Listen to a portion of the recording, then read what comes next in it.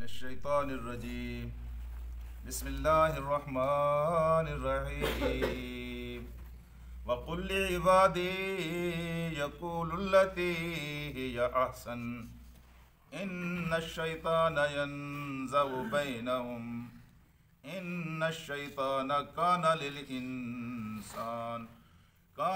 इंसान अदुव्वुम मुबीना। सदक़ल्लाहुल अलीयुल अज़ीम। कोई शक नहीं है इसमें कि कोई इंसान अगर किसी को दुश्मन समझता हो और फिर उसको अपना दोस्त बना ले, उसकी तबाही में कोई शक नहीं है।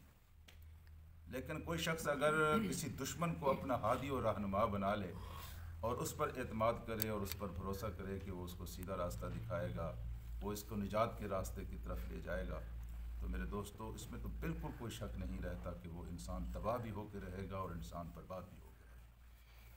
शैतान जो है ये सिर्फ हमारा दुश्मन नहीं है, हमारे बाबा का दुश्मन है, हमारा जद्द अमजद का दुश्मन है। उसकी दुश्मनी बनती भी है कि हमारी वजह से या हमारे बाप की वजह से वो जन्नत से निकाला गया, इसलिए वो कोई मौका ऐसा नहीं छोड़ता, कोई ऐसा मौका नहीं छोड़ता जिस मौके पर वो हमला कर सकता हो और इंसान पर वो हमला ना करे।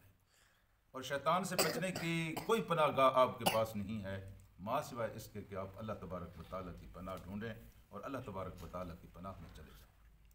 मेरे अज़ीज़ दोस्तों और साथियों, खुसूसन वो लोग जो खुदा के दीन की दावत का काम कर रहे हों, ये खुदा के दीन के चूँकि दाई होते हैं और शैतान के लिए ये सबसे अहम टारगेट होता है, सबसे अहम हदफ होता है इनको वरगलाने की, इनको फुसलाने की। अगर ये उसके हाथ में ना आएँ तो यकीन फरमाइए कि शैतान इनकी औलाद से बदला लेता है। हमने देखा है कि बड़े बड़े औलिया और बड़े बड़े सुलहा और बड़े बड़े मुत्तकी और बड़े बड़े मुस्लिह दीन ऐसे हैं कि अल्लाह पाक ने उनकी, अल्लाह तबारक व तआला के वो दीन का काम कर रहे थे, शैतान उनकी औलादों के पीछे पड़ गया और उनकी औलादें उनके वालिदैन के बिल्कुल बरक्स एक तर्ज अमल के ऊपर चली और शैतान ने उनसे बदला ले लिया। हमने देखा है कि बहुत सारे पीरज़ादे और साहबज़ादे अपने वालिदैन की तरह तो नहीं होते, हालांकि उनके वालिदैन ने दीन का काम किया होता है, खुदा की मखलूक की खिदमत की हुई होती है, लेकिन ये अपने वालिदैन के बिल्कुल बरअक्स एक ऐसा किरदार पेश करते हैं जो किसी तरह भी वालिदैन के किरदार से मैल नहीं खाता, उन जैसा नहीं होता। ये बदला होता है मेरे अजीज़ दोस्तों। शैतान का जो मुखलिस बंदे अगर उसके हाथ नहीं आते तो फिर उनकी औलाद से वो बदला लेता है। इसलिए अल्लाह पाक ने तो यही कहा है और रसूलुल्लाह सल्लल्लाहु अलैहि वसल्लम की तालीम भी यही है कि हर वक्त इंसान को शैतान के शर से पनाह मांगते रहना चाहिए और शैतान से पनाह सिर्फ़ और सिर्फ अल्लाह ताला के ज़िक्र से और अल्लाह तबारक व तआला की जात से मिलती है। अच्छा, ये खिताब बड़ा दिल नवाज़ है, कुल्ल इबादी, कह दीजिए मेरे बंदों से, मेरे बंदों से बड़ा हो। ये आपने देखा है कि जब कोई वालिद अपने घर जाता है तो दौड़ते हुए बच्चे तोतली ज़ुबान में कहते मेरे अब्बू आ गए, मेरे अब्बू आ गए। वो सब के अब्बू होते हैं, लेकिन वो बच्चा कह रहा होता है कि ये सिर्फ मेरे अब्बू हैं। मोहब्बत का इजहार है, इखलास का इजहार है। अल्लाह पाक ने कहा है कुल्ल इबादी, मेरे बंदों से कह दीजिए। कहीं कहता है कुल्ल इबादिल्लाह, अल्लाह के बंदों से कह दीजिए।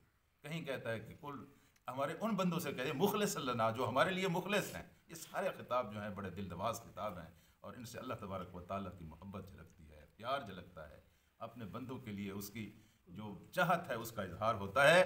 तो मेरे बंदों से कह दो कि यक़ूलुल्लती हिय अहसन, जब भी कहा करें अच्छी बात कहा करें, उनके मुंह से कभी कोई ऐसी बात ना निकले जिसकी वजह से उनकी सीरत और किरदार के अंदर ऐसा झोल महसूस हो कि शैतान उसके ऊपर हमला कर सके।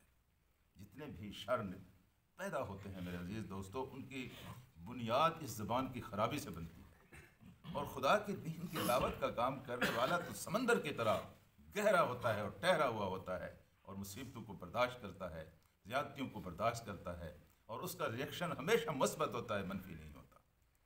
और अगर वो भी कभी इश्तिहार में आ जाए तो वो अपना रास्ता खोटा करता है, ज़िद में आ जाता है अगला आदमी और इस्लाह की बजाय उसके अंदर ख़राबी पैदा होती चली जाती है और दूसरे इंतहा तक वो चला जाता है। बाद में आने वाले मुस्लिमीन के लिए भी वो एक चैलेंज बना रहता है। इसलिए कभी लफ्ज़ों की कुश्ती नहीं भिड़नी चाहिए, लफ्ज़ों की लड़ाई नहीं लड़नी चाहिए।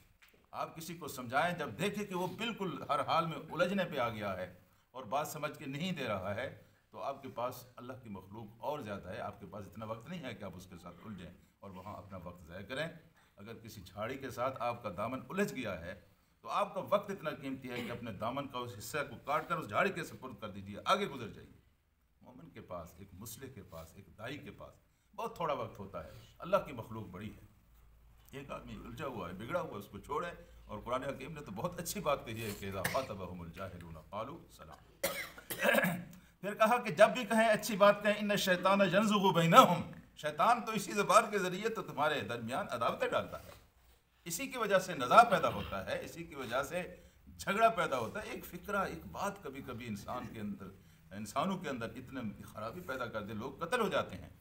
तो फरमाया यह है कि शैतान जो है ये तो देखता रहता है, ताकता रहता है उस मौके को कि कब इंसान से कोई गलती होती है और उसके अंदर ये काम अपना करके दिखा जाए। इन्न शैतान कान लिल-इंसान अदुव्वुम मुबीना, बेशक इसमें कोई शक ना करे और इसमें कोई शक है भी नहीं कि काना है लिल इंसान, इंसान के लिए अदुव्वुम मुबीना, खुला खुला दुश्मन है, खुला खुला दुश्मन है। ये इसकी दुश्मनी है इसी तरह कि ये हमेशा दोस्त बनकर आता है।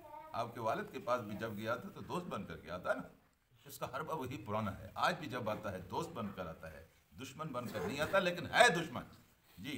तो जब भी आपके देखिए, जब भी आपके जहन के अंदर खुसूसन मुकालमा करते हुए जब इश्तियाल पैदा होने लगे, समझ जाइए कि शैतान हमलावर हो रहा है।